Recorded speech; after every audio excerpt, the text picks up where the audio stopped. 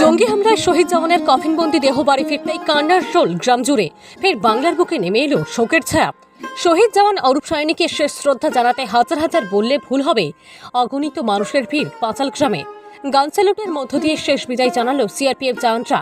ফের জঙ্গি হামলায় শহীদ বাঁকুড়ার সোনামুখী পাঁচাল গ্রামের বাংলার আরও এক বীর সেনা। 27 এপ্রিল ভোরে মণিপুরের বিষ্ণুপুর জেলায় নিরাপত্তা বাহিনীর শিবিরে জঙ্গিদের দল হামলা চালায়, আর সেখানেই 2 সিআরপিএফ কর্মী শহীদ হন। জানা গিয়েছে আরও 2 জন আহত হয়েছেন। জঙ্গিরা ময়রাং থানা এলাকার নারায়ণ সেনায় একটি IRBN ইন্ডিয়ান রিজার্ভ ব্যাটালিয়ন ক্যাম্পে হামলা চালায়। পুলিশ সূত্রে খবর, জঙ্গিরা শিবির লক্ষ্য করে পাহাড়ের চূড়া থেকে নির্বিচারে গুলি চালায়।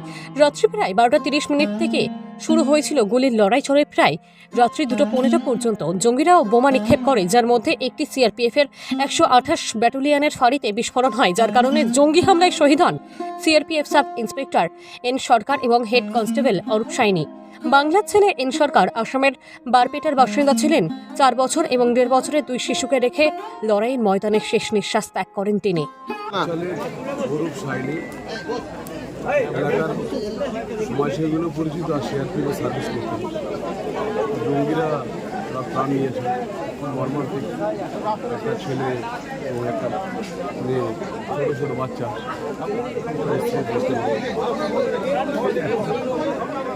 শ্রদ্ধা করে জানালেন ওরা গ্রামবাসী জানাচ্ছেন, কিন্তু আমারও একটা কর্তব্য মনে হয়। গ্রামবাসীরা ভালো একটা ছেলেকে হারালো, বাজারের গ্রামবাসীরা একটা ভালো ছেলেকে হারালো। কয়েকজন উগ্রবাদীদের উপর হামলা করেছিল, যে কারণে আজ আমার দাদা শহীদ হয়েছিল। শেষ আমার সাথে কথা হয়েছিল, বলছে আমার পেটে গুলি লেগেছে, আর পায়ে বোম ব্লাস্ট হয়েছে, তো আমি আর বাঁচবো না ভাই, ওই কথা বলেছিল। গুলি লাগার পরে আমাকে ফোন করেছিল, তখন ওই কথা হয়েছিল যে আমাদের ক্যাম্পে এখানে হামলা করে দিয়েছে কয়েকজন উগ্রবাদী। তো তারপরে অনেকক্ষণ সবাইকার সাথে মুঠভেড় হয়, দিয়ে আমাকে এই গুলি লেগে গেছে।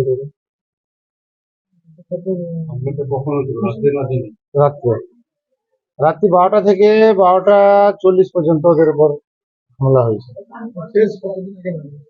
শেষ বাড়ি এসেছিল 1 মাস আগেই বাড়ি এসেছিল। দাদার একটি ছেলে, একটি মেয়ে। মেয়ে 4 বছর, ছেলের 1.5 বছর। আমি ছোট ভাই। আমার নাম ধনঞ্জয় সায়নী।